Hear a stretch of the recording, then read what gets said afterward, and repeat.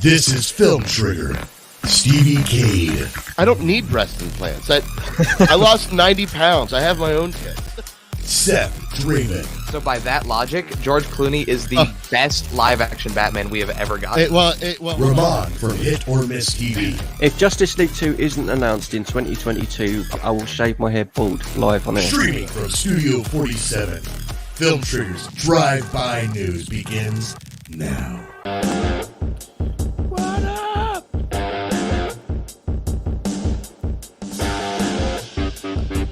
Advertising. Advertising. That's what we need. That's what we need to do weekly to get the money in. Oh yeah. Yeah. We need sponsors, but you know what sponsors really enjoy? When you have an audience. We need an audience, then we can get the sponsors. Yeah, but we do it on the dark web, so people are watching it on the dark web. What's going on, Ramon from Hit or Miss TV? How are you, sir? I'm very well, thank you. How are you doing, Stephen? Oh, I'm doing good, man. Thanks for asking. Seth, I'm assuming he won't be with us today because I haven't heard either that or he's lost in the multiverse somewhere. No, he's at the zoo. He's at the zoo looking at animals. Do you like the zoo, Ramon? Do you like going to the zoo? Bro, I love it. I'm an animal fanatic, and that's not my sarcasm. I'm an animal fanatic. There's a place over here called Port Lymph, which is kind of, well, for you over there, you have animals like crazy animals, spiders and shit. We have spiders like that. We don't really get, you know what I'm saying? You get crocodiles running around the streets and all that. Well, we don't have people down south, but not up yeah, here. you know what? Yeah, exactly. Yeah, but that's like normal for you, snakes and all that. So there's London Zoo, which is okay, but this one called Port Lymph is kind of like an open reserve. So it's just all open land. They've got everything there and got big gorillas and stuff. Yeah, I love it, mate. Fanatic. Well, I'm not a huge fan. Like, I like zoos. I love animals, but like, I just don't like trapping them and putting them on display. No, I agree with that really bothers me. All right. Well, we don't have enough time for that, dude. We have a whole bunch of stuff to talk about. Like, yep. Before I went live, I was just kind of like revamping of today's topics. I was like, oh shit, we got to add this. We got to add this. And next thing I knew, we were everywhere. Everything, everywhere, all at once. Which my review dropped today, by the way. If you haven't watched it, please check it out. I haven't seen it yet, but I really enjoyed that review. Like, it was a fun review for me to do. I had a lot of fun with it. All right, so before we actually get started onto everything, I do want to remind everybody, if you'd like to give us a call, you can give us a call live at 740-527-3447. That's a United States number if you want to give us a call, or you can always chat with us in the comments below as well. We're pretty active down there, and we will chat back or clap back at you if you're being sassy. All right. Well, first of all, this is breaking news. This actually just came up less than maybe an hour ago. Is when I first heard it. Yep. Rest in peace, Gilbert Gottfried. He passed away. We got a little article here that I found, and how old did you say he was? 69 years old? I thought he was 69. He was 67, and that's even crapper, man. Yeah, I mean, it says here, Gilbert Gottfried, comedian with a distinctive voice, dies at 67. He was like, dude, that guy sounded insane. Do you think that was a fake voice? Do you think if you saw him in person? I've watched a lot of his stuff. Yeah, he puts it on. Yeah. I mean, his voice is quiet. He's got that twang to his voice, but he obviously really goes for it. Yeah. Oh wow! Look at that. Holy hell! Can I just before you go into the article? Can I just do a little bit of a praise thing for him, because I've not really done a video yet. I was just watching football and stuff over here, so that's kind of what I was doing, and I've just come on live. And I heard sort of halfway through this football match that he'd passed away, and I was like, damn. I remember growing up, and I don't know if it was,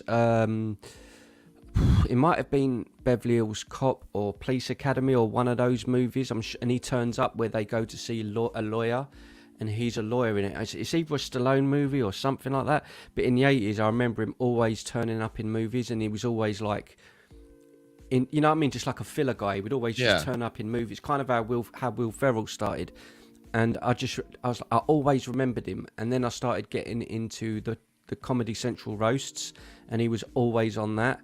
And he was so good on those. Oh my god, I just found him so funny. Like, I think he's just had a very different sense of humor. Like, he comes out of his shouting voice, but once he gets onto a subject, Yeah, and starts going and going, and I know. he just gets more funny. He just gets more funny.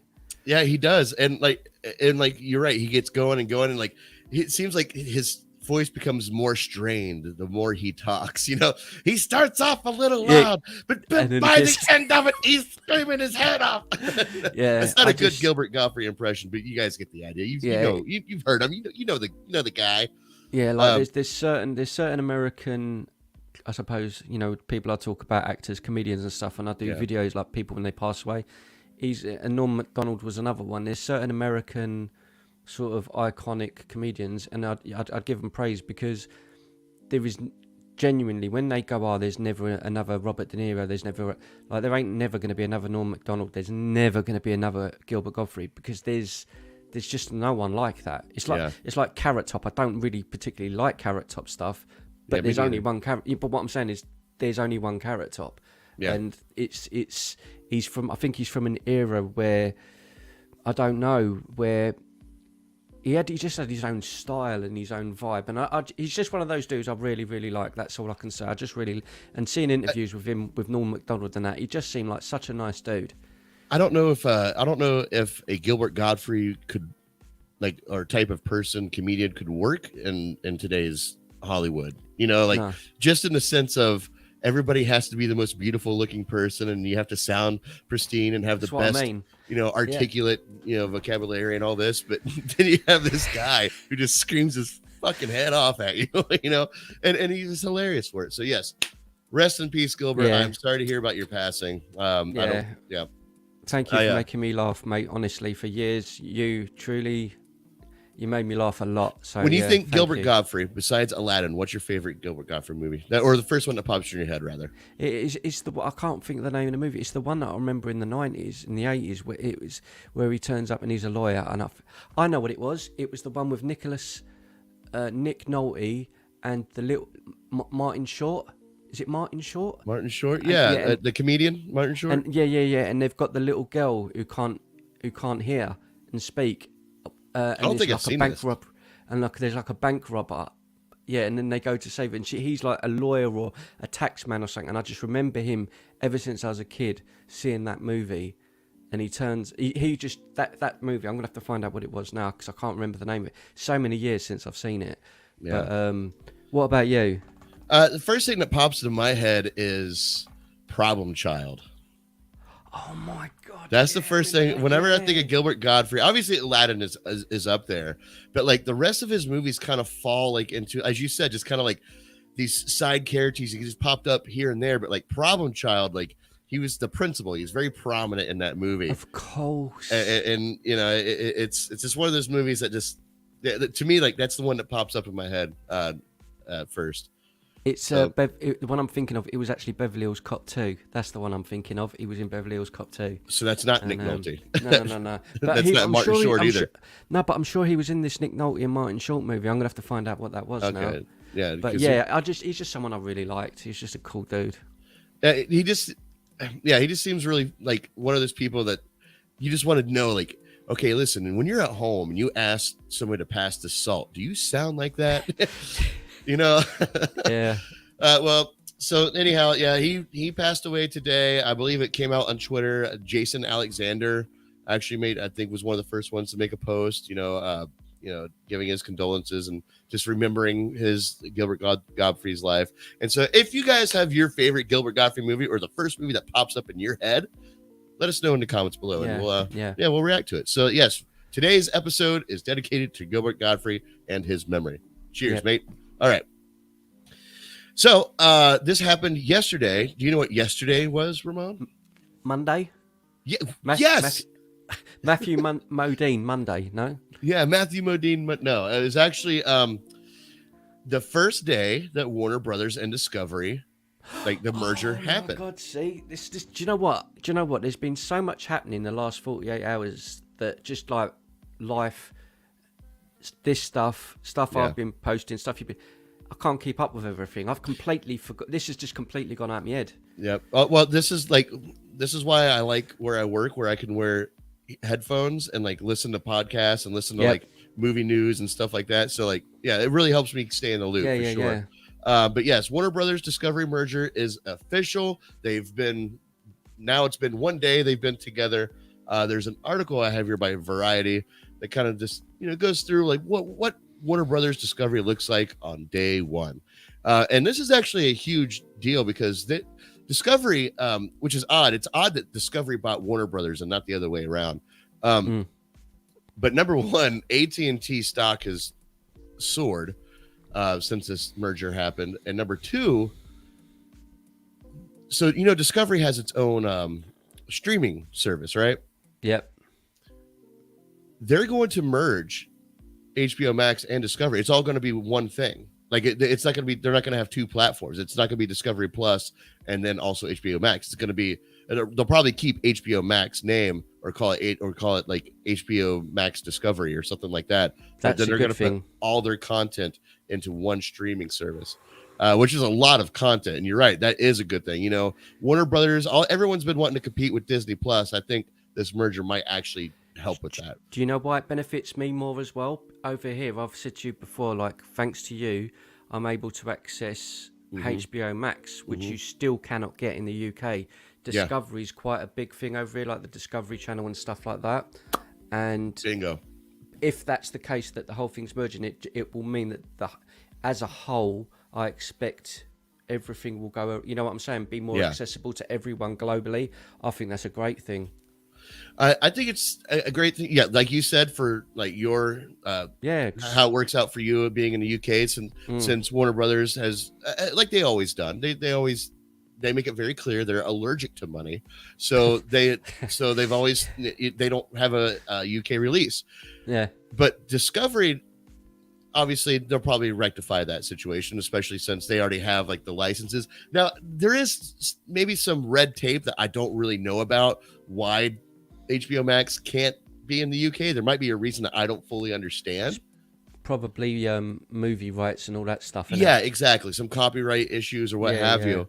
But maybe being absorbed with Discovery might help that out, push that in the right direction. But number two, I hope, and this is, here we are again.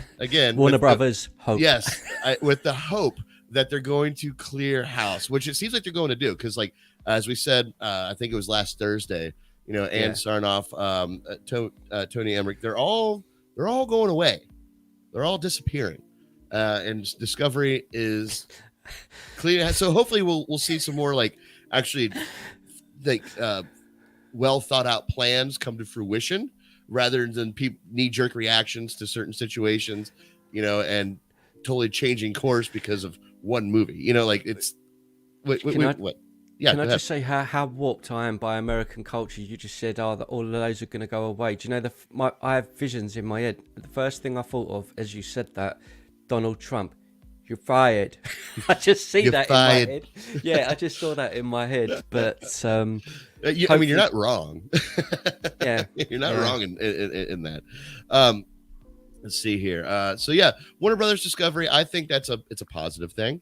I'm excited to see where this goes.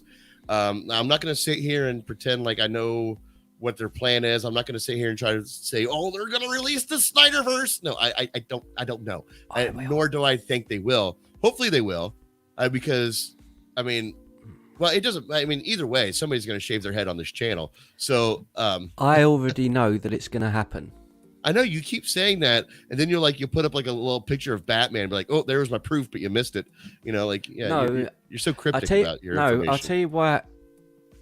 I don't know, but I'll tell you that why look. It's like with Spider-Man, right? Tom Holland's going to make this new trilogy, and at the end of it, he's going to leave, and someone else is going to replace him. That's obviously going to happen. So we're not talking about it because that's probably 10 years down the line. Right. But is there going to be another Spider-Man afterwards?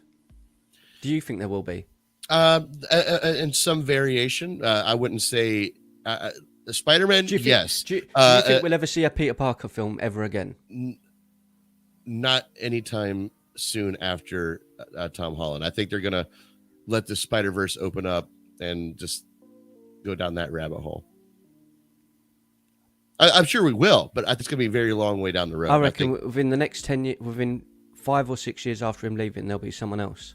They're not just going to like. You think they'll just reboot the franchise? Of course, like they always do. It's what you. It's what. Well, you say always, but like it sells. What sells? They'll do a Miles Morales movie. It will sell to the fans that want to see it, and we'll all be like, "Wow, it's amazing." But then they'll go, "It's not making $1 billion." I know what we can do. We'll do a reboot and then remake it with Peter Parker, Aunt May, right? My point is, it will. In other words, after this Spider-Man movie trilogy ends, it's not just going to be that's it forever. It's not coming back. You know it's going to happen again. I just feel like that with the Snyder stuff, getting the mention at the Oscars. I know the whole thing with Twitter is, Twitter's not the real. It's not the real world. It's just whatever. And we always end up talking about this. But if something is dead in the water.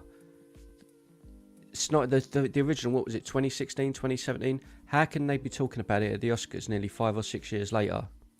That doesn't make sense. I know like the Snyder Cut come out, but what I'm saying, for something to still be that strong with an online presence for that long, I think that's unheard of. And to beat Spider-Man at the Oscars as well, for fans or whatever, is ridiculous. Well, it is ridiculous. Well, that's a conversation that we've had before. Yeah. It's just a gut feeling. With this merger happening, I'm just like, it's just to me, it's just sort of like pen to paper, like that thing you say. What is it like the golden pen? Yeah, it's just like, well, obviously that's how I feel. I don't have a doubt. It's not like I want to believe it will happen. It's just like, well, yeah, of course they're going to do it. It just seems like obviously that what they'll do. I don't know, and the reason why I don't know is because.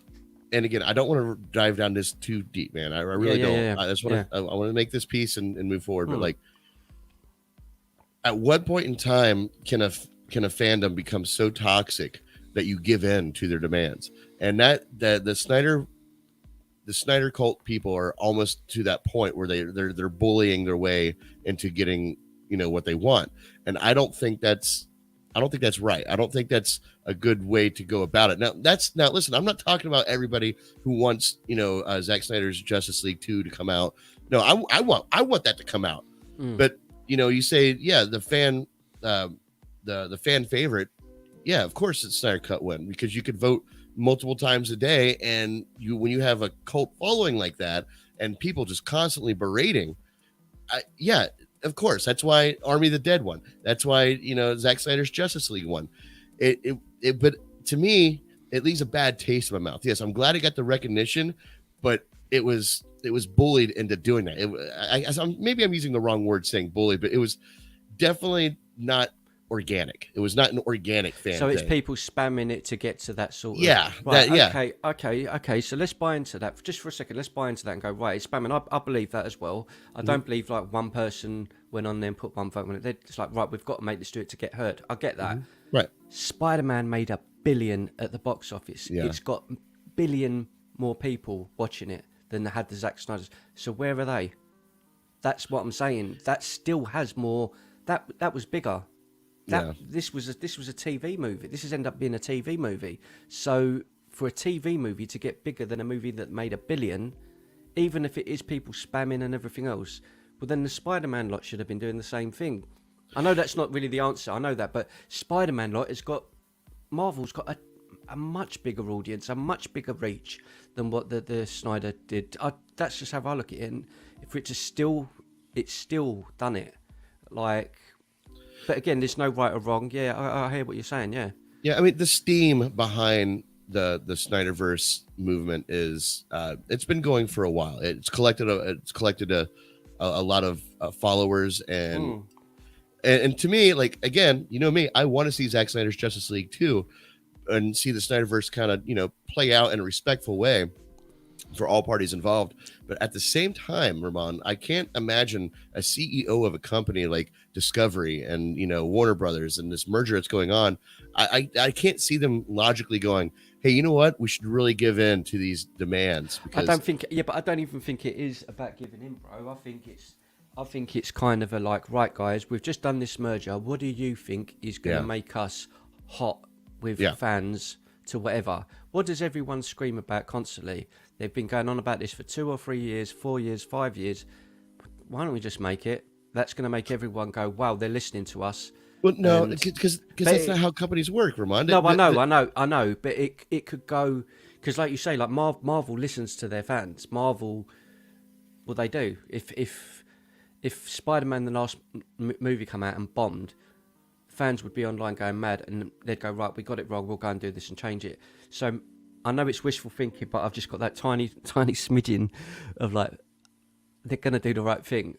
It's just a tiny bit of faith. It's not a lot, but it's just a tiny bit of faith. And I used to have that faith. Yeah.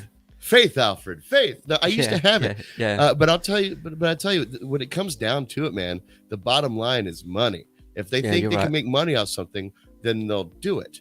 If they don't think they'll make money off something, they won't. I mean, the chairman of HBO Max greenlit $70 million to have the Snyder Cut made, and he got fired. You know, crazy, isn't it? You know, but you know, he already got the contracts written. You can't. It comes down to money. All right, we spent too much time. Genuine question. This is a quick yes or no, right? So say that never going to happen, but let's just say they go, right, it's about money. It's about money, which it is. It is about money. They go, right, guys, we're thinking about doing it, but we're not sure. If we was to make this movie and put it on for demand or wherever it is on HBO or wherever, it's $15 or $20 to rent it. Would you rent it? Yes or no? Yeah, I would straight away. And I believe that the fans, there would be enough fandom, enough to pay for whatever it would. I just do. I genuinely believe that. Well, you do bring up a good point there. Is if you know a way to double down on your earnings is number one, you'd have to have a HBO Max subscription. But number two, hey, if you guys want this, then we'll put it out. You know, how many $20 a pop pre-sale can we get? You know, if we make it to this much, then maybe we'll do it. Who knows? Yeah, we're just speculating, making up things right now. We're not sure, but Warner Brothers Discovery merger is final, and hopefully something positive will come. Yeah. Yes, exactly. Hopefully something positive will come out of it. But you know what? But you know what's not positive? We live in a world. Oh man, these two are just two peas in a pod. Let's see. Is this okay? Yeah, here you go. What's the first? What's the first thing that? When you said two peas in a pod, I thought you was going to say it's obvious. Jada Pinkett and Adolf Hitler. Oh.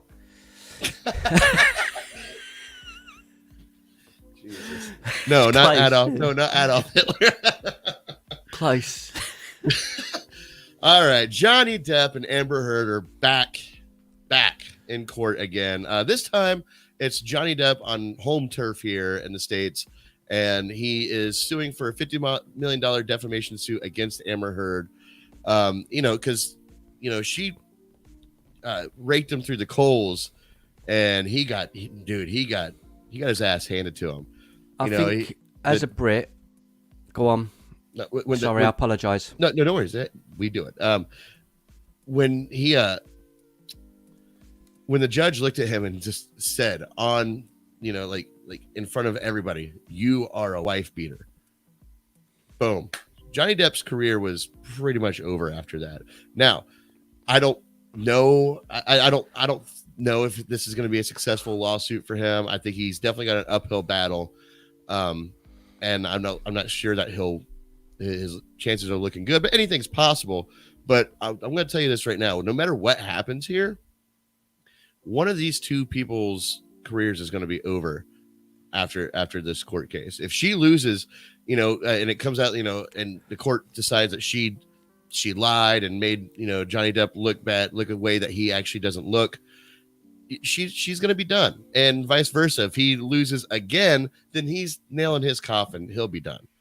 What are your thoughts on that, Ramon? What do you think about this entire case? Do you think they should stop, or do you think Johnny Depp is continuing because he actually is innocent? And he is innocent. He's innocent, and I think she's an absolute poisoned rat. That's what I genuinely think. The court case that happened over here in the UK was so corrupt and bent, and I'll say that as a Brit, it was bent. Because, yes, it was. Simply because when you look into it, the person who was the judge is friends with Amber Heard's sister or something along those lines. They're friends. That's really corrupt, bro. You can look it up yourself. It's corrupt. Yeah. Like genuinely, right? The other thing was the videotapes and the audio tapes of the stuff that she was doing to him, which I've listened to myself, I've watched myself, it's all on YouTube, and you can listen to the stuff of her attacking him, I think she chopped off his little finger and all this sort of stuff. The court case that happened here in the UK, they said you're not allowed, for whatever reason it was, they weren't allowed to use that stuff as evidence in this particular case. So that threw that out the window. So he got tarnished as a wife beater, and I just do not buy that for a second, because all of the TV shows where she was saying in interviews, she's like, oh, I was beat on this date, like the 1st of April or 2nd of April, I was beat up, he gave me a black eye. On the 3rd of April, she's on a TV show, and she's like, oh, all the makeup people done it for me, so it covered it all up. The makeup people have come forward and said, no, she didn't have any bruising on that date, I'd done the makeup. So there's... Yeah, sorry. But... I know we don't know the ins and outs, and I'm kind of favouring him because I love Johnny Depp. Mm-hmm. But from the footage I've seen of everything, every time they've been in arguments and fights on camera and videos and stuff like that, it's always him walking away going, look, I don't want to fight. And it just doesn't... He, to me, I'll be honest with you, he just sounds like a drunk dude, potted. That's what he sounds like to me. And all right, that might be not great for everyone. Right. But a little toxicity there. Yeah, but I don't think he's the sort of... I just can't see him being that guy. And he's the one with half of his finger missing. Where's all the evidence of the tip of his finger? Yeah.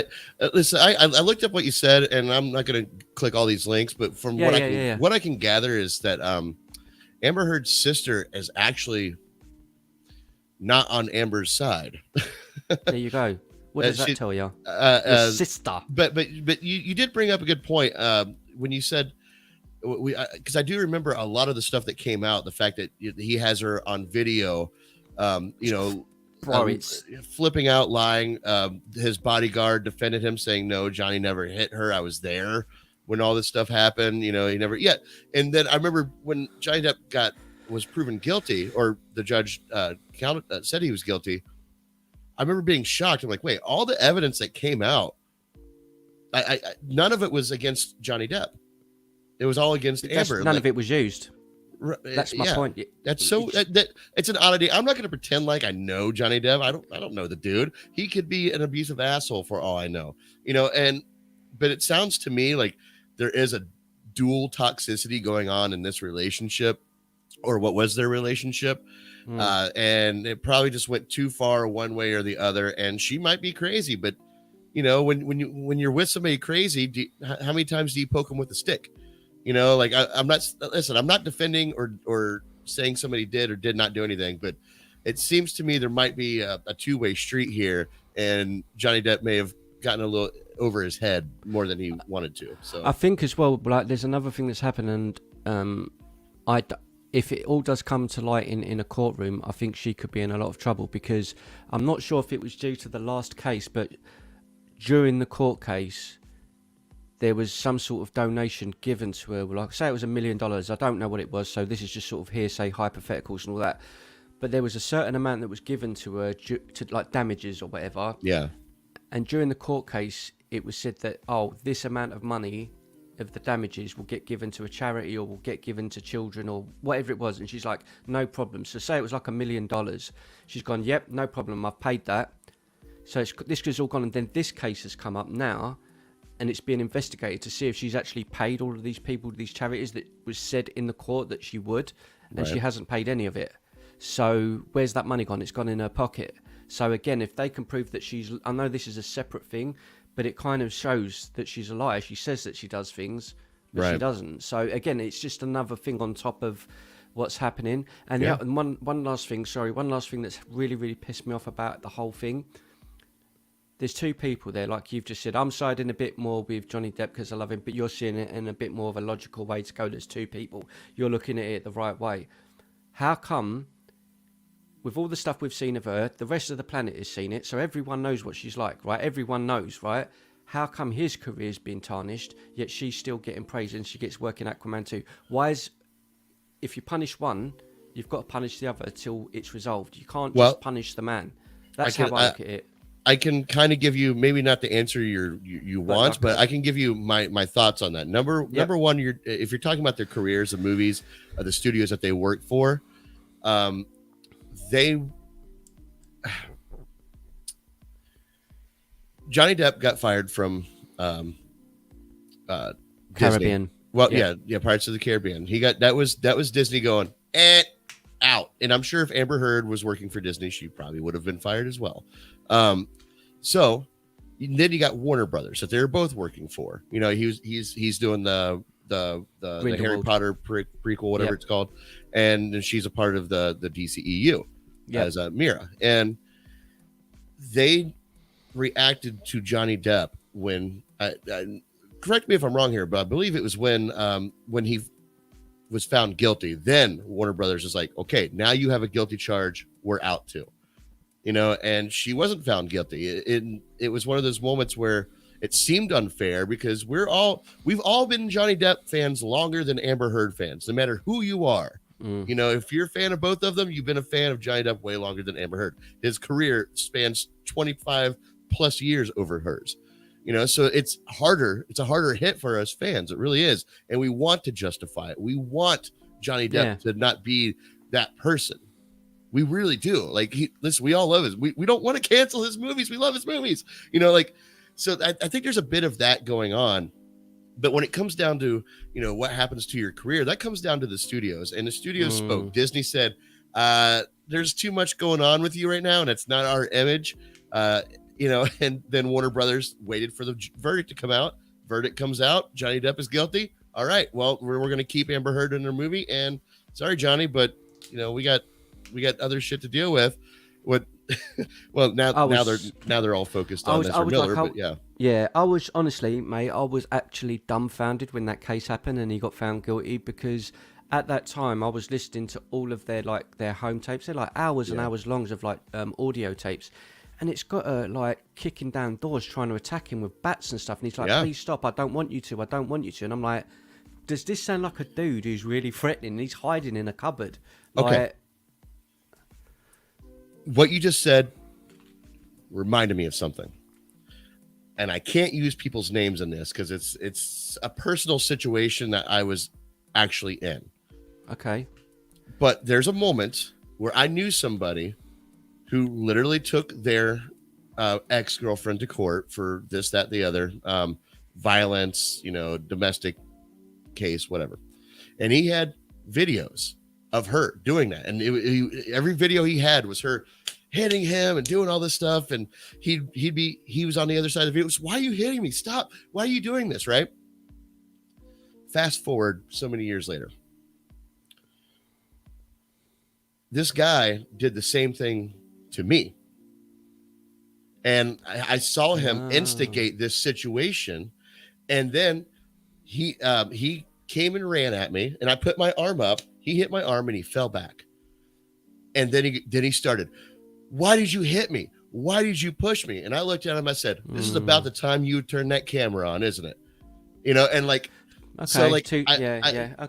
That's my personal experience, but that's fair enough. It's so when I hear those one-sided tapes, you know, that's I always go back to that moment. Like, who, you know, imagine if it was a police officer against somebody else, you know, and the police officer or that person has their camera on, you know, but people always want to see what the other side of the camera, you know, when did that camera come on? What happened before the camera, somebody started recording on their camera, you know, like. No, I take that in. I think that's a good point as well. Because I remember when you're saying about the police cameras, there was police calls to their residence or something like that. And they were asking about pressing charges.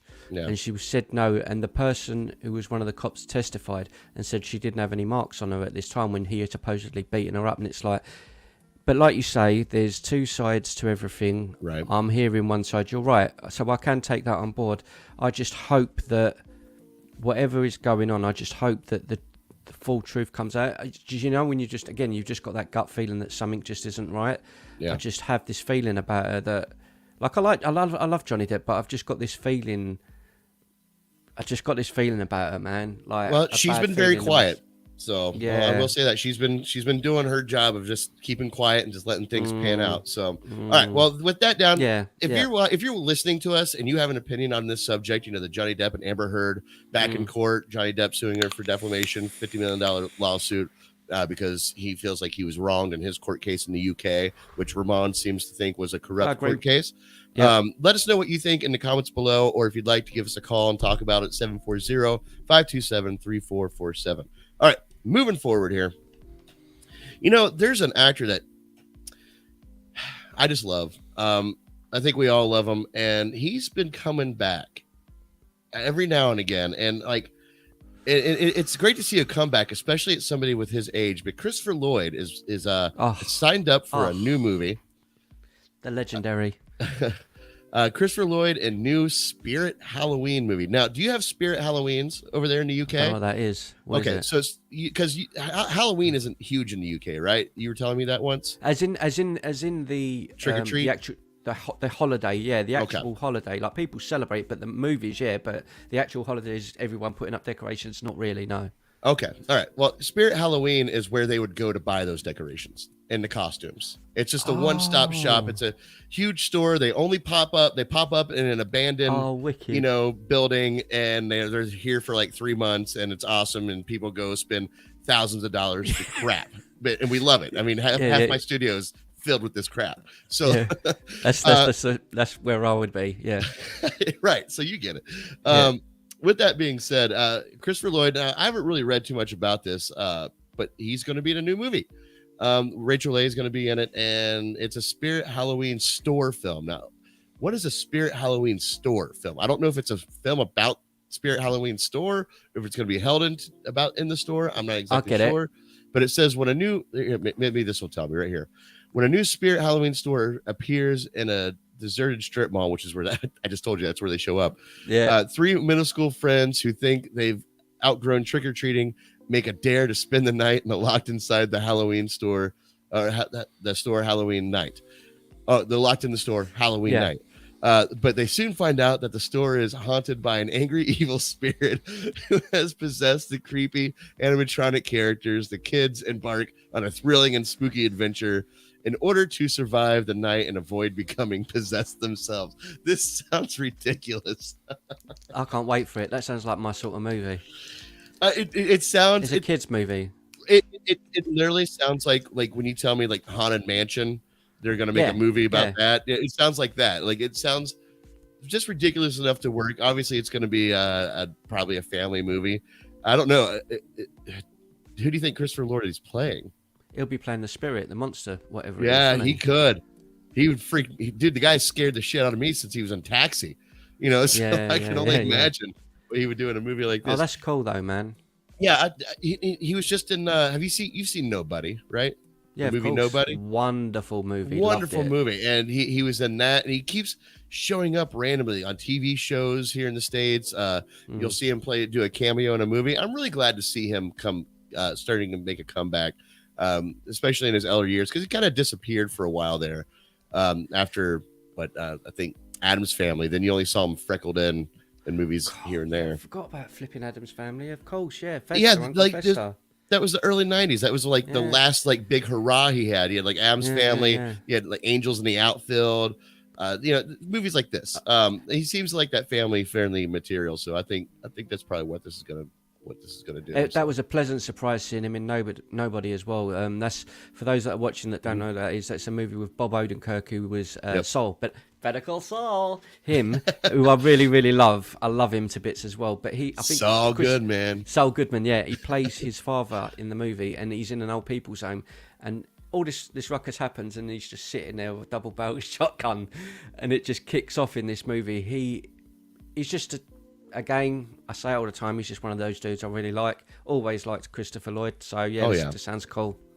Yeah, and he...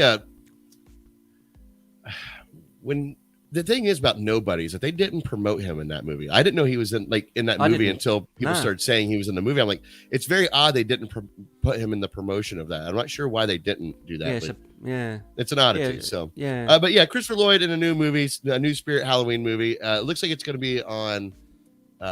it's going to be a Paramount movie, which let me see here if it's going to be on streaming or not. Yeah, that's something I would check out though around Halloween. Just like, you know what I mean, a fun family, cheesy, you know what I mean, one of them kind of ones. I'll check that out for sure. Yeah, well, I can't find Here, hold on. Oh, it says a 2022 release. Aiming for October, of course. Thank goodness. At least it's not one of those Halloween movies that show up in spring. God, looking at you, new Chucky movie that came out a few years ago. I didn't mind that though, you know. I guilty pleasure. I freaking love that movie. I don't care what anybody says. That new Chucky movie with Mark Hamill as Chucky, I freaking love it for what it is. All right. I know it's a bit messed up, but you know me that I always laugh at like sick stuff. That movie, I was crying laughing. Is Jack Black in that? I think Jack Black's in it. Who's the guy in the No, the basement? you're talking about the guy in the basement who looks like Jack Black, the Jack Black I've wannabe. got my brain mixed up. Right. No, I think everybody had that same thought. Like, hey, look, it's not Jack Black. Right. Yeah. So we're talking about the right one then, right? Yeah. So when there's like, and it's really gruesome. But when that stuff was happening, bro, I was laughing. I know you're not supposed to, but we've missed what I'm like. When I watch stuff like that, I was laughing my ass off at that sort of violence. So I've really enjoyed it. It was a lot better than I thought it was going to be. And that's someone who hates remakes, or reboots, or whatever you want to call it. I enjoyed that movie. Yeah, but that new Chucky movie fell into the reimagining category. Yeah. See, I like movies that reimagine something. You know, I think that's what a lot of our remakes need. I think Freddy Krueger personally needs a reimagining. Change mythology of the character a little bit and then move forward. So it's something at least a little bit more creative and different. All right. Yeah. Moving forward here. Okay. Here's something that I'm so getting tired of talking about, dude. But like, Will Will Smith. Well, it's not Will Smith this time. It comes in the form of Harry Lennix, who plays. He was in the Snyder Cut. The green dude at the very end of the movie. Mars. Martian Manhunter. God, Martian Manhunter. That's it. Martian Manhunter. What about Martian Manhunter? Harry Lennix. Oh, sorry. Yeah. I My bad. Yeah, I know what you're think going of to say. I was like, Mars, the planet guy. Harry Lennix says Will Smith needs to give back his Oscar. Now, you and I have discussed about this at great length. And we've come to the conclusion that no, he doesn't need to give back his Oscar. His Oscar really has nothing to do with what happened. He just happened to win after he acted a fool. But Harry brings up a point. I wanted to get your opinion on this, Ramon. Let me pull this up here. Article from Insider has a quote from Harry Lennix here, and it says, okay. It says da da da da. Is that what? Yeah, it says right there on the article.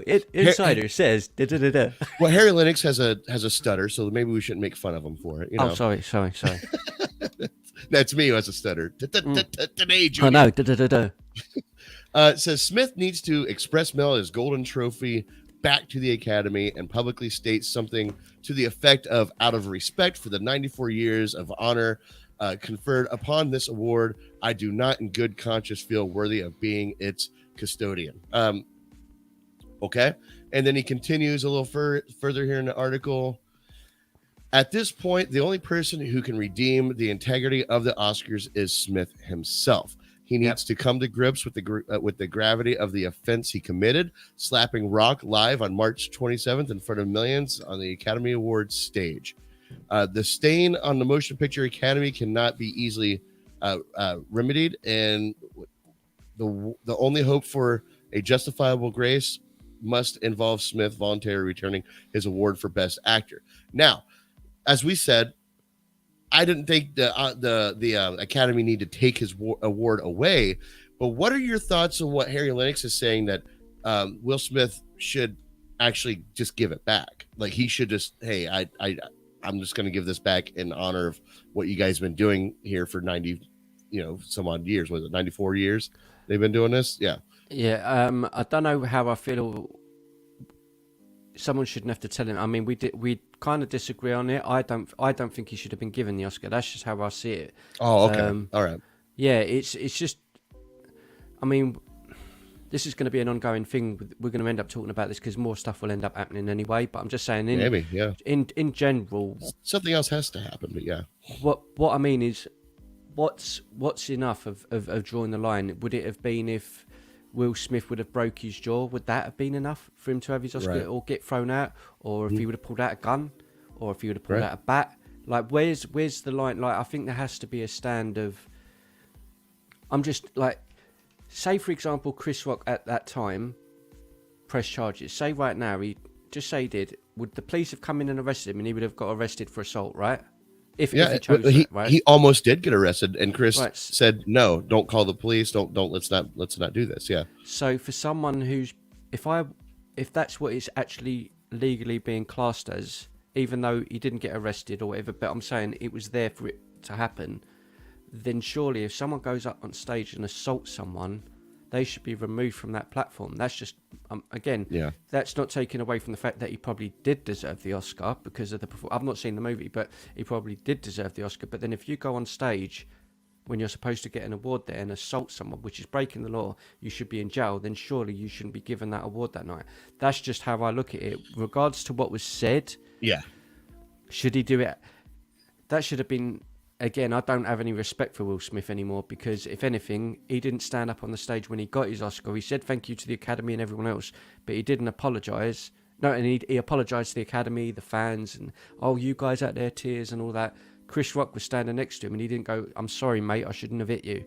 That was my stand on it. So, and he had the chance to do that there and then, and he didn't do it. I'm kind of like that with it. That's always been my stance on it. I know we see it differently on it, but I don't know. I don't know what the... If he was to give it back, he should have done that off his own accord. It shouldn't take someone else to... Well, and I think Harry Lennix probably had enough time. He probably had this thought from the get-go, but let enough time to go by to see if he would do it on his own. He's like, you know what? It's been 2 weeks, man. Hey, what are you going to do, Will? Because obviously he got a slap on the wrist. He can't show up at the Academy Awards for 10 years, but you know what he can do? He can still win. He can still go to all the events. He just can't. He just doesn't have to sit at the award show for 4 hours. He can still do everything else. That's not even a real punishment. That's the Academy literally just doing almost nothing and saying, you know what? You can still redeem all the benefits of our show. You just don't have to go through the part where we make you sit here for 4 hours. You don't have to do that.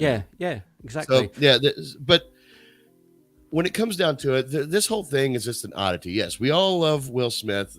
He doesn't have a track record of doing stuff like this, which is what makes this an oddity. But when you have people that are being canceled left and right for a variety of reasons, and a man can walk on stage and assault somebody, that's something a bit weird. There's something odd about it. Think about it. Gina Carano was fired from The Mandalorian for comparing. She put up a meme comparing the Democrats or something to Nazis or something like that, and it's inflammatory. Don't get me wrong, it's inflammatory, but this is just a thing that went on Instagram, and it's only going to be people that use Instagram that see it. This wouldn't have been on the BBC News. It wouldn't have been on CNN News. It's not like he did something, like you just said, on national TV that was seen around the planet. Yeah. And he's not been cancelled, yet she has. So this whole goes to that whole... She was right, yeah, whether she was right or wrong. He's had his punishments. And his movies are starting to drop off. Two movies are now on hold indefinitely. And that's something I said from the get-go. I was like, his punishment is going to be in a way that is not direct. It's something that's going to come up every time he looks at that Oscar on that mantle. He's going to think about everything else that happened that night except for him actually winning and why he won. And that's going to be his real punishment. Do you know what I'm going to say, right, is I said this when we first started talking about Will Smith, and I'm not the right person to say it because I'm obviously a white dude, but this Martian Manhunter fella, I forgot his name, Lennix, did you say? Yeah, Lennix? Harry Lennix. Right, he's 50. It's on the title below. You can see it. Oh, sorry, I'm blind as a bat, and I. Harry Lennix is of the older generation, and I'm going to just say it how I see it. He's an older generation of black, or how you would say the African American, that would have seen the growth of his community, where it's come from to where it is. Will Smith as well, through Fresh Prince of Bel-Air, seeing what it was like in the 90s.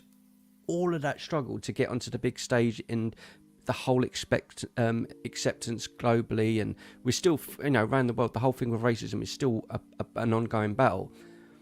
I can understand from his point of view as well that you've got a black guy host, like these are the Oscars, like this is do you know what I'm saying? This is massive progress. Then you've got this dude who was on a TV show that everyone loved.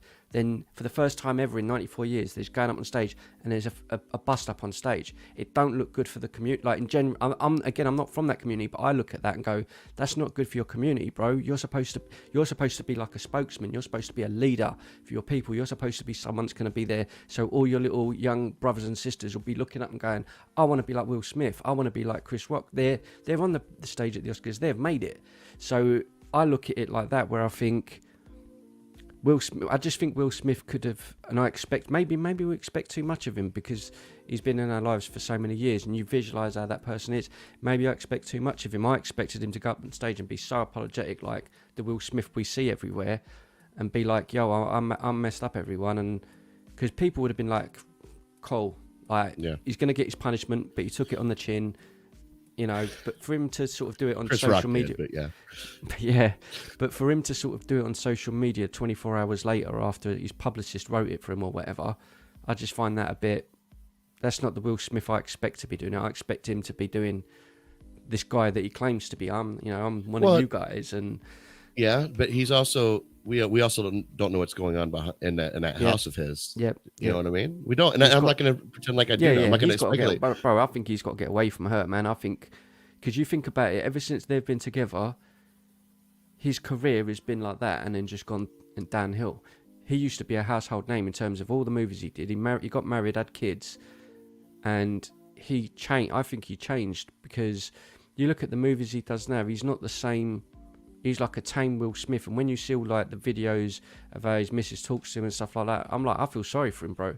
Honestly, feel sorry for him. But there's only one person that can get out of that, and that's him. No one can tell you how to get out of an abusive relationship. It's like with anything, they have to want to do it themselves. And I hope for his sake, he gets out. For both of them as well. They're not. You can see it quite clearly in their videos, man. They're not happy, are they? They're not. You don't look at them and go, oh, that's a happy couple. You know what I mean? Right. Obviously, there's some toxicity going on there. Okay. Well, personally, I think Harry Lennix makes a very, very great point. Obviously, he's not trying to tell Will what to do, but I think he's making a good point. Like, hey, just so you guys don't forget, this is what Will probably should have done, and he hasn't done that. So keep that in mind. And I think Harry Lennix makes a very, it's almost humbling to hear what he has to say here. You know, he's saying it. Do it for the right reason. Do it because out of respect for the Academy. Yeah. You know, and I get it. I think Harry Lennix makes a very valid point. You guys, anybody watching, let us know what you guys think. Do you think Will Smith should give back the Oscar? Are you tired of hearing about it? I'm getting tired of talking about it. But like Ramon said, there's going to be new stuff that comes out. It was called the slap heard around the world for a reason. You know, it's not going away anytime soon. Because it was such an odd situation, something nobody expected. People still speculating that it's fake, which I can't even fathom in my head of who benefits from staging a situation like this. Definitely not the Oscars. Nobody's going to tune in the Oscars next year hoping that somebody's going to get slapped. I don't know. I don't know. Up the ante. What's next? We drive a car through the building. Let's have an Oscar drive-by. Speaking of drive-by, we're doing drive-by news. We're going to move forward here. Skirt. All right, no, anyway. So, speaking of slaps in the face, have you seen Morbius' second weekend at the box office? Yep. 75% drop. It's bad, isn't it? Yeah. That's real bad. Like, I was listening, I forget who I was listening to. Somebody said the biggest drop in history was Shaquille O'Neal's movie Steel. This movie is second to that. Shaquille O'Neal's movie is still first place, but this one is second to that. Steel's an amazing movie.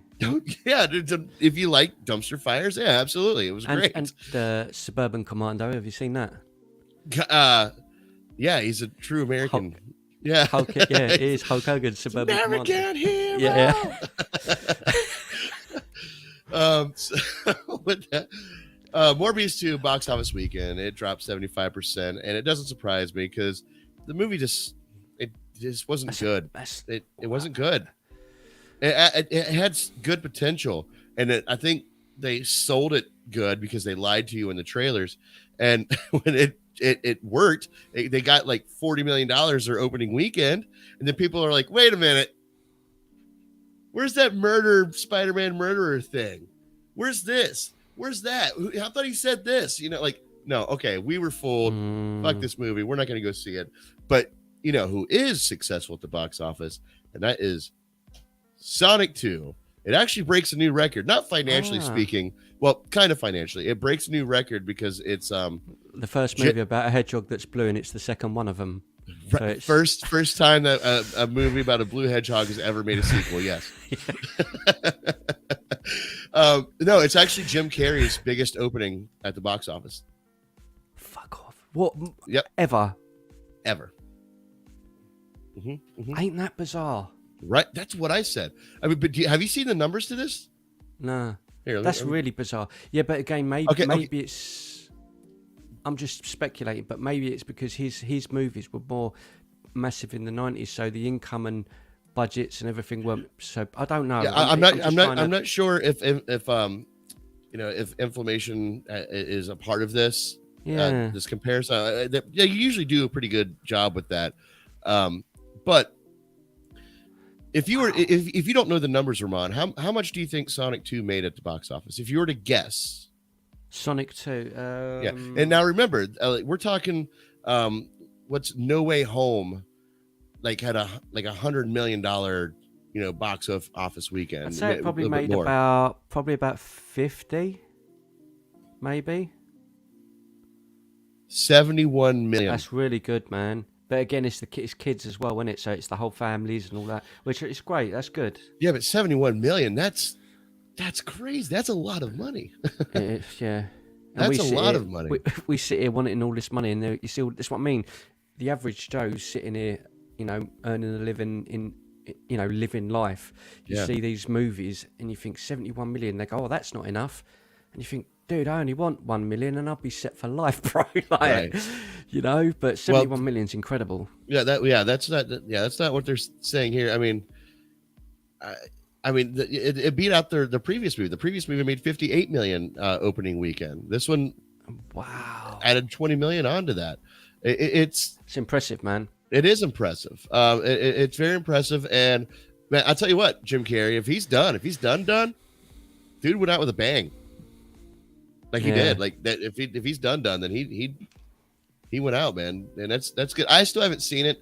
I'm gonna wait for Seth before I go see it. But it'd just be everything out, including that movie that nobody seems to like called Ambulance. Have you seen that? No, it's been on my list because I love Jake Gyllenhaal. Sorry to do that again, but there's certain American actors again I love. He's another dude, but I've not seen it. But yeah, I only want to watch it just because of him. Well, Ambulance bombs while Everything Everywhere All at Once surprises audience. Now listen, Everything Everywhere All at Once is not making great money, and that's because it's not released everywhere all at once. It's let's see, look here. It looks like Ambulance made, I think, $9 million. Wow, that's not good at all. No, yeah, I think it made $9 million. Its opening thing, which is crazy because Everything Everywhere All at Once, which is a $25 million movie. That's how much it costs to make the movie. And it's at like $8 million, I think, is what it's made for the week. $8.7 million in its entirety of it's been out for 17 days. But yeah, and I believe I don't know how much Ambulance spent on making the movie, but yeah, no, it's not doing well. It's not doing well at all. The budget was, it says here, the budget was 40 million. Okay. All right, 40 million for that. I see it now. It now. It's got a good cast as well, man, and like Jake Gyllenhaal. Okay, I really like Jake Gyllenhaal, but that's crazy. It says it right here, 40 million. But yeah, Everything Everywhere All at Once, it's eking up there, and we talked about this a little bit on Sunday, and I want to talk about it again now. But I can't urge people enough to please go see this movie. Don't take the family. It's a rated R for a reason, but it's such a unique, creative, fun, heartfelt, crazy ass movie that I'll tell you this, Ramon. You know how I've always complained about, like, I don't like going to the theaters. Like, I just don't feel my love for the cinematic events anymore. I'd rather just sit at home and watch movies streaming. Yeah. I'm like that. This movie made me enjoy going to the theater. I went to the theater and I had so much fun. I was there. Everybody was laughing. Everybody was crying. Everyone was applauding. It was one of those magical movie moments, you know? Yeah, that's good. And that's what Everything Everywhere All at Once did. And it was such a beautiful thing. And I have a spoiler free review up right now on my channel. I think it's the video right before this one. Please check it out. As I said, no spoilers in that video. Maybe I can help convince you to go see this movie, because I absolutely loved it. And I have not heard anybody complain yet. I'm sure they're out there, but I haven't personally heard anybody say anything bad about this movie. And I would like to hear it. I want to hear somebody give me their why the movie didn't work for them. I'd like to hear a different perspective, but right now everyone seems to love it. And it's still, it's had 2 releases. Number 1, it released on March 11th at very limited theaters. Number 2, it released more in theaters at more available theaters on April 8th. And I believe this week it's actually going to open up to a little bit more. So this is the opportunity. Go see this movie and just sit back, have a good time, because that's what this movie is. It's a very good time. Everything, Everywhere, All at Once. Have you watched this movie yet, Ramon? Not yet. No, it's on my list, but I haven't seen it yet. Yeah, definitely check it out, man. It's a lot of fun. You're gonna be blown away. You're just gonna be blown away by it. Like I really believe that. I can't wait to go see it again. Do you know what? I don't even know if it's gonna stream. This whole conversation has got me intrigued now to see Ambulance, because it hasn't done so well at the box office because of that. And we always discuss, does box office define whether something is a good film or not? Right. I'm intrigued to see now whether it's good, because while we're talking, I was looking at some of the overall remarks and reviews, and there's a lot of people saying it's Michael Bay's best film, which is a big statement. So is it just the case that it just wasn't the right time? It didn't get promoted well? So I want to watch it just to see, like you say, to see is the box office numbers reflective of what is it one of those movies where in a year's time people are going to go, you know what, that was a really good movie, or is it justified? Do you know what I mean? Yeah. Well, I've watched a few spoiler free reviews for this. Yeah. And what seems to be the most popular consensus is that there's no real story and things just happen just to happen and for shock value. Like, right. I hear you say some people are saying it's Michael Bay's best movie. Number 1, I haven't heard that. And number 2, it made me wonder if somebody was being sarcastic and he didn't pick up on it. Or maybe it's the most Michael Bay-esque movie because he just how he does with his Bayhem, all the explosions, he's using new drone cameras in the movie. That's the new selling point. I don't know. I haven't heard anybody. I've heard people say it's okay, but I haven't heard anybody say it's a good movie. And the reviewers that I've watched, I trust what they say. They're usually pretty informal. I don't always agree with them, but they're usually pretty insightful and in what they say. And one of those is Cody Leach. I watched his review for this, and he just basically the story's not there. There's something missing. It's just hey, come watch this thing because we want you to watch this thing. And we're going to put people in this situation. We're not really going to go into why or how or anything, but now they're here. So just follow that. That's what I'm getting. But I don't know. Maybe I'll watch it and be like, man, you know what? This is Michael Bay's best movie. I lost Ramon. Ramon, what happened? He probably had a power outage. All right. Well, that's all right. You guys still have me. Ramon will chirp back in and whenever he gets things going back up. So with that being said, I think that's all I have. I was going to talk about the Stranger Things trailer, but Stranger Things season 4 trailer. Okay, we'll kind of go into it a little bit. I don't really have much to say about it, mainly because I'm kind of exhausted. I'm exhausted from waiting. I've waited for Stranger Things season 4 for 3 years now.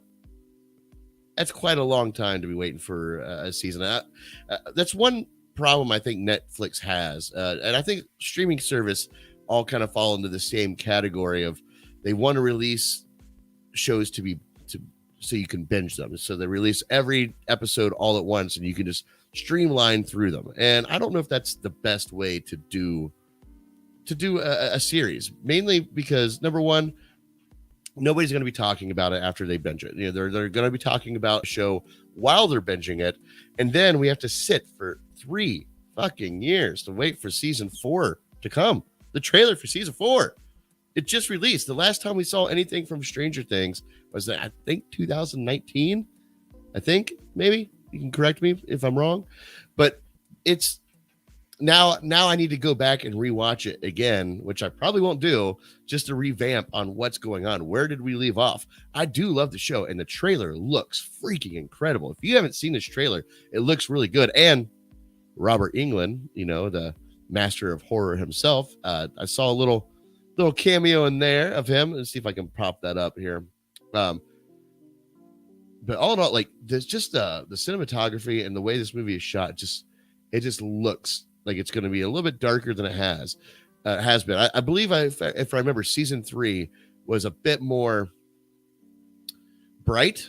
I think it definitely had its darker moments, but I keep remembering neon lights, bright colors. I think this one's going to be more subdued, and they're definitely ramping up, because season 5 is going to be the end of Stranger Things, and so they're definitely amping it up now. But yeah, so have you guys seen the trailer for Stranger Things? Let me see if I can find that little cameo of Robert Englund. I would love to see how much of a role Robert Englund has in this movie or this TV show. No, I can't find it. I'm not going to sit here and like scroll through this entire thing. No, either way, the show looks good. Now, hold on, what is this? Okay, here. I did want to talk about this. There's something that I noticed in. Let me bring it up here. There's something I noticed in watching the trailer for this, is that we actually get a lot of Eleven as a kid, and obviously it has a beginning, but like there's a few shots in this trailer where they show it looks like almost new footage, or maybe just repurposed footage, or footage that didn't quite make it to the actual series, and they're repurposing it here. I don't know. I'm only speculating, but I'm very curious. Is there going to be some sort of like time jumping in this season? That would definitely add a new element, a very curious element. And we also got a creepy look at is that him? Oh wait, there he was. Hold on, I saw him for like 2 seconds. Where was he? You guys saw him too. I know you did. There he is. Here, I'll just play it, see if it pops up. And I missed it.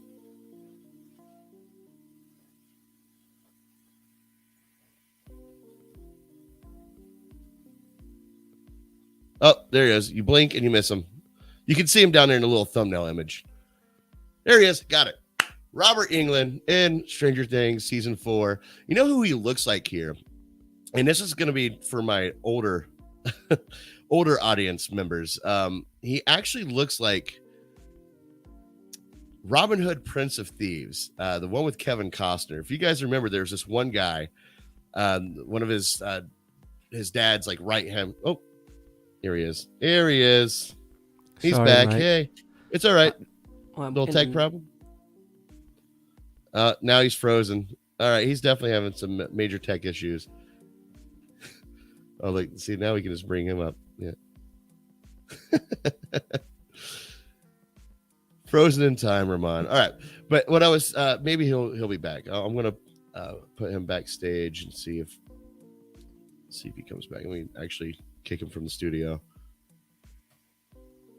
There he goes. Maybe Ramon will be back. Maybe not. He's obviously having some tech issues. It happens. Nature of the beast. But Robin Hood, Prince of Thieves, the one with Kevin Costner, there was a character who had his eyes gouged out, and he was an older gentleman. And dude, Robert Englund looks a lot like that character from that movie. But what I was wanting to point up also was the big baddie. Like, look at that dude right there. Holy hell. I think there's some speculation that this is like the mind behind what do they call it, the upside down world. I can't remember. It's been 3 fucking years since I've actually seen the show. I can't remember the underworld, the upside down world, the upside down. I can't remember what they call it. Maybe if you know, you can let me know in the comments.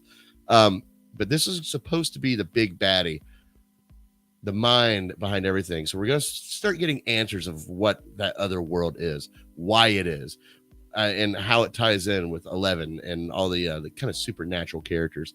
Let me get this off here. But with that being said, Stranger Things season 4, of course I'm going to watch it. It's always a fun show. I just get really, really, really exhausted waiting this long to see a show and then binge it for a week or less than a week, a few days even, and just be done with it. I get really, I'm tired of it. Like Disney Plus definitely is on the right path to having, when they do a weekly release. I love that a lot more. It keeps me a little bit more strategic in the way that I watch the shows, and it benefits them because people continue talking about it for a length of time. Not just a little bit here and a little bit there, but like what it's or even HBO Max with the Peacemaker. We talked about that show its entire run. It had 8 episodes. We talked about it every week. That's the first 3 episodes landed, so that's 4. That's I don't know. I suck at math. 6 weeks that we talked about it, and Stranger Things is going to come out. We're going to talk about it 1 week, and then it'll be done. That's it. But there you go. That's all we have. I'm sorry. Oh, wait. Maybe he'll be. I think it might cut off again. I think my internet's playing up, mate. All right. Well, we're done anyway. I just kind of zipped through my Stranger Things 4 trailer reaction. I know. I can't wait for Stranger Things. I love Stranger Things. If I cut out, I'm going to be doing a reaction to every single episode from the 27th of May. Yeah, I can't wait for it. Please don't cut out. Please don't cut out. I hate that feeling. Did you catch Robert Englund? Yes, I did. Yeah. I was telling the audience, like, and nobody was talking back to me, but have you ever seen Robin Hood, Prince of Thieves? Of course, he looks like he does. He looks like the blind guy, doesn't he? Yeah. Thank you. All right, that's all I wanted to know. He does look a bit. Yeah. I can't wait. Like, there's a lot of TV shows I like, but this is probably going to go up there with one of my favorites of all time, Stranger Things. Man, I'm a fanatic. I was just telling people that I wish that they would follow the Disney Plus thing and like not release it all at once. Yeah. Like because number one, it makes the viewing experience a little bit more fun. You and I and whoever we discuss filmography with, we'll have a period to talk about it for so long. If it comes out all at once, we're going to talk about it once and then be done with it. And also, it's also been 3 freaking years since the last one came out. Yeah, I mean, well, because of the COVID and everything else, it's doing 4 episodes on the 27th of May. Then the 1st of July is the last 5 episodes. So it's being split into 2, I think, just because of the pandemic and everything. But no, I kind of agree with that because I will just binge watch the whole thing. I'm I am ashamed, but not ashamed. I've honestly watched season 1, 2, and 3. I've watched the whole lot maybe 5 or 6 times. I'm not even going to lie. Yeah, bro. Like, I'm fanatic for it, mate. It's such a good show. It really is. It's only because it reminds me so much of like Goonies and Karate Kid. It's my era from when I grew up. So everything about it, the clothes, Dungeons and Dragons, E.T., like the little Ghostbusters, and it's got that whole vibe to it. I love it, mate. I absolutely love it. So its nostalgia game is definitely on point. Since I have you here, I did want to ask you something. I brought it up to the audience and I was just curious about what it meant, or if anything. See if I can bring it up. There's a few shots in this trailer that show. Where is my mouse? Come on, there you are.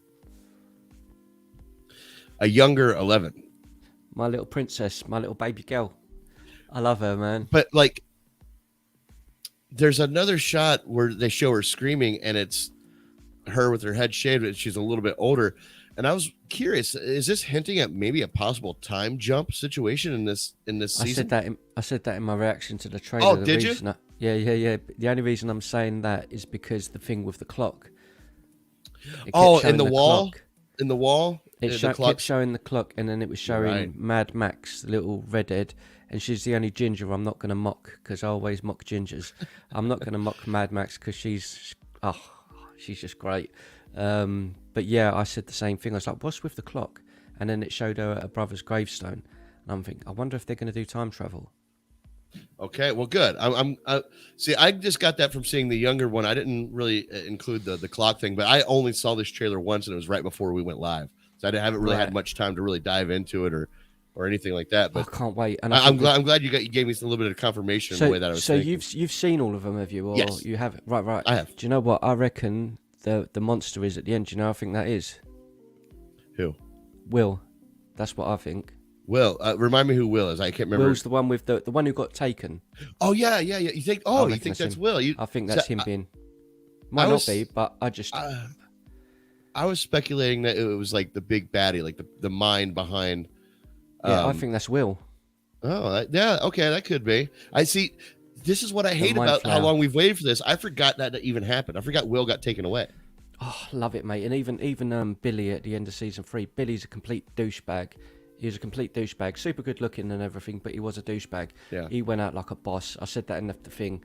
He went out like a boss, mate. I cried at the end of season 3. I know it gets a lot of stick, but the way he saved 11 and he stood there and then boom, and he was just getting torn apart. I was just like, yeah, he went out like he went out and redeemed his character, I think. And I love it, mate. I'm a sap for that show. Everything about it, the music. I've got all soundtracks for it. Like, I'm a nut for Stranger Things, bruv. I love it. Yeah. I love it. I mean, yeah, I definitely. Well, hopefully their recap is really good because I don't see myself watching season 3 again, just for time's sake. But that's pretty much all we have here today, man. Would you want to add something? One more thing, right. So, do you remember, right? It's season 3. What's her flipping name? Jonathan Byers and the girl that he's in love with, and they go to that dude who's like a Russian journalist with the beard, and they go to his apartment and they're trying to figure everything out, and then they were going to get together, and then he goes to bed and he goes, oh, you can sleep on the pull-out bed, and then in the morning for breakfast they're sitting there, sitting on the tables facing each other, and he's in the middle like looking at them, and then he looks at Jonathan and he goes, so Jonathan, how was the pull-out?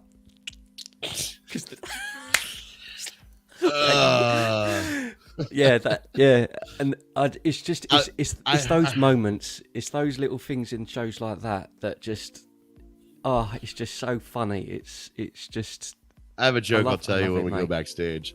Love it. No, but like for real, like I praise a lot of movies and shows, but this is the one where I'm just kind of like, I can't wait, and I'm glad that they're only doing 5 seasons because when it first started shooting, they said they were planned to do 3. If they do 3 and there's more to tell, they'll finish it off. But they've already announced that it's going to be 5 and that's it. Which I'm glad that they've got an end in sight. Even though I don't want it to end, I'm kind of glad they've got they're doing the arc and then that's it. So, well, I always thought it was always known to be a limited series. I always thought it was going to stop at 4. I thought I heard that before. They basically said that they've got this one and they've got enough to do like the 5th one, so the 5th season will be like the finale. So I don't know what will happen, but I'm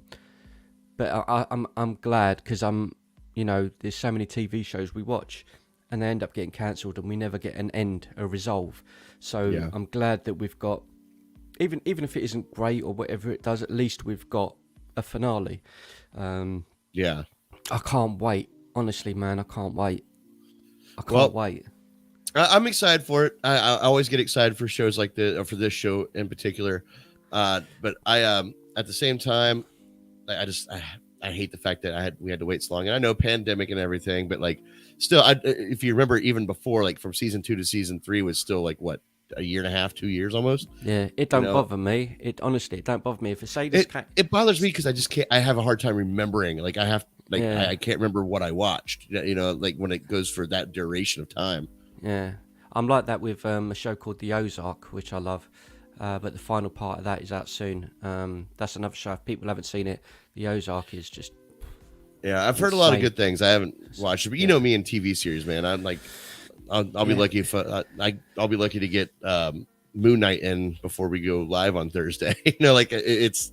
I forgot. Oh, that's tomorrow. No, tomorrow's Wednesday. Yeah, Moon Knight is tomorrow. Yes, Moon Knight is tomorrow, but you know what else is tomorrow? 7.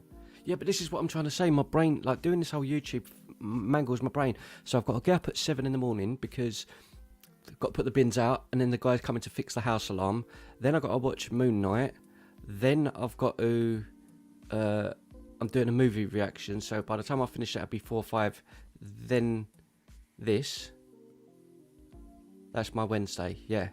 And I forgot about Moon Knight, so yeah, Moon Knight is the other one. Yes, yeah. Moon Knight. That's it. And for anybody else, tomorrow we are going live to discuss movies we love, a new segment on Film Trigger, and we're going to discuss the movie Seven.